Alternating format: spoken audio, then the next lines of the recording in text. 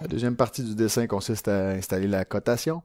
Alors, pour ce faire, on va commencer par charger le bon calque, le calque cotation. On gère dans AutoCAD en calque les différents attributs qui nous intéressent. Des fois, c'est quand on fait de l'aménagement, ça va être les séparations des murs vont être un certain calque, les portes vont être un autre calque. Ça nous permet des fois de simplifier la sélection lorsqu'on veut faire une sélection multiple. Ou sinon de se retrouver parce qu'on peut leur donner des attributs différents, des tailles de lignes, des couleurs de lignes. Alors voilà. Pour faire la cotation, je vais basculer dans l'onglet Layout, juste en bas ici, qui me présente ma mise en plan. Alors là, je peux constater que j'ai un dessin qui est apparu partiellement. Alors je vais juste venir le localiser en utilisant double-clic sur ma souris. Je vais aussi gérer tout de suite mon échelle d'affichage, échelle 1. Lorsque la position de la figure est convenable, je vais venir la barrer en place. Et là, je vais être prêt à poser ma cotation. Les différentes cotes qu'on avait installées, on se rappelle, on a une cote de diamètre hors tout, une cote de hauteur pour mon embosse, largeur de l'embosse. Alors, je vais commencer par installer les cotes qui sont les cotes normales et je vais tous les paramétrer pour qu'ils aient tous, en fond, les paramètres au niveau des tolérances, que ce soit tous similaires. Alors, c'est parti. J'ai mon outil cotation. Je vais utiliser directement la cote linéaire. On peut faire une première cote ici. Ça. Une cote pour mon patron de trou. Puis je vais aussi avoir une cote sur le diamètre complet. Je vais en profiter pour les décaler pour simplifier la compréhension. On va aussi faire une cote au niveau de mon épaisseur. On va venir mettre une cote de diamètre sur le petit cercle qui est juste ici et aussi sur le second cercle. On va venir inscrire ici 2 fois. Même chose là, puisqu'on est en présence de 2 cercles qui ont ces caractéristiques-là. Ensuite de ça, je vais sélectionner chacune des cotes et je vais m'assurer dans leurs propriétés, celles-ci, qu'elles sont prêtes à recevoir, je m'en vais dans les propriétés, prêtes à recevoir une tolérance qui est dite de type écart. Pour la majorité, j'ai 2 décimales après le point et les 0 à la fin de la tolérance lorsqu'il n'y a pas un petit paramètre comme ça. Ensuite de ça, je vais venir sélectionner ces deux-là qui sont ici parce que c'est plus 10, plus 0.1, moins 0.05. Alors, je peux les rentrer les deux d'un coup. Moins 0.05, puis plus 0.1.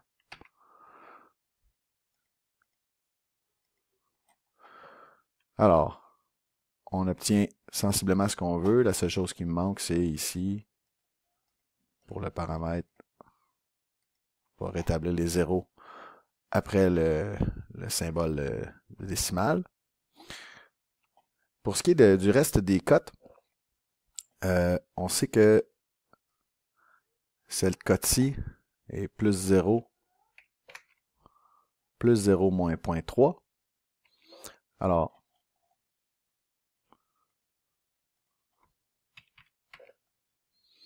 plus 0 moins 0.3, c'est réglé. Celle-ci, c'est plus 0 moins 0.4.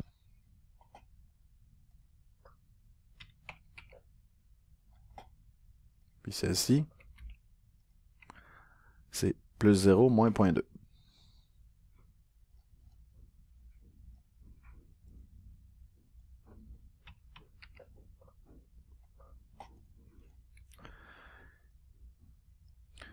Au niveau de l'épaisseur, on n'a pas de tolérance à poser, fait que je vais annuler ici. Ensuite de ça, ce qui vient comme cote, ce qu'on pourrait régler, c'est les tolérances géométriques. Alors, je vais venir apposer mes boîtes de tolérances géométriques ici. Avant d'apposer mes tolérances, je vais venir régler ma tolérance, ici pas ma tolérance, mais ma cote nominale. Alors, pour mettre ça dans une boîte,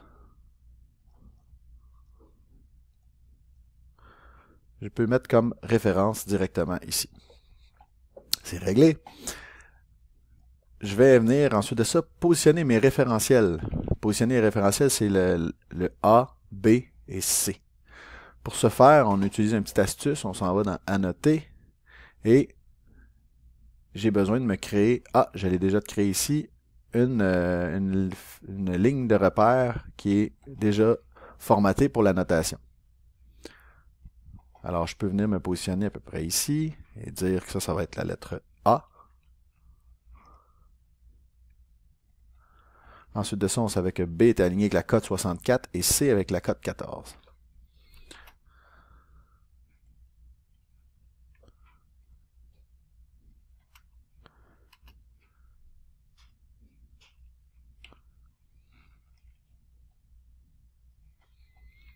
On va en profiter pour sortir cette cote-là d'ici, pour que les flèches apparaissent à l'intérieur. Et ensuite de ça, on terminerait avec les cotes. Donc, je peux déployer ici dans cote et venir chercher une boîte de tolérance géométrique. C'est une tolérance. Alors, qu'est-ce qu'on a? Une tolérance de position de 0.7 avec une condition de maximum de matière au niveau de la tolérance, au niveau du référentiel B et du référentiel C. On va simplement reproduire cette boîte-là. Donc, tolérance de position avec le symbole de diamètre de 0.7 avec une condition en maximum de matière ici. Référentiel A, référentiel B en maximum de matière et référentiel C en maximum de matière.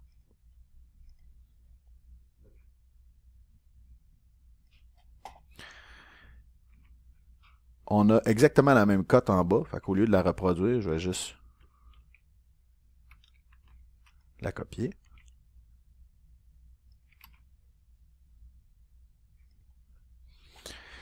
Et le dossier est complet.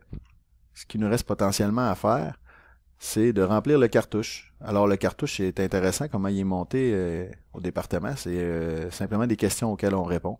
Alors je double-clique sur le cartouche et les questions sont posées. Dessinateur. J'appuie sur Enter pour passer au champ en dessous.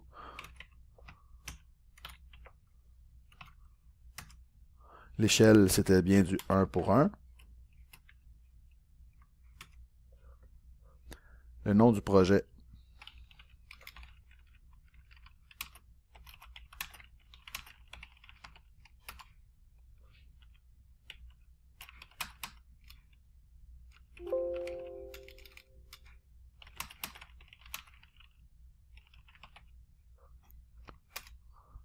Numéro de dessin dans notre cas à nous, c'est la figure 754.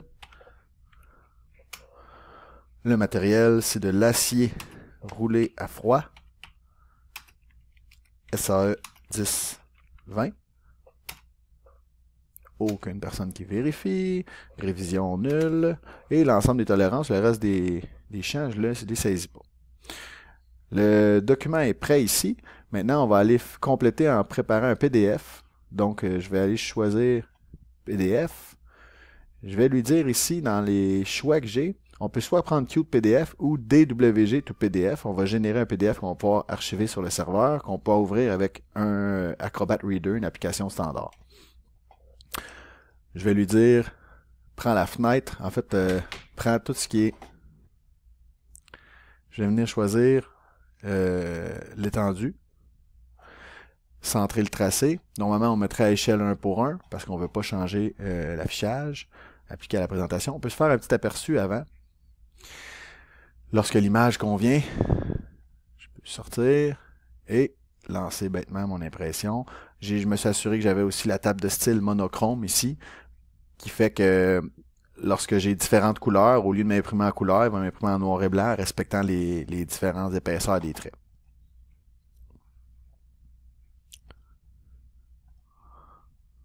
Juste. Et on confirme bien le nouveau PDF qui a été créé. J'ai maintenant un fichier ou l'emplacement que j'ai choisi, je peux le réutiliser pour le déposer sur le serveur.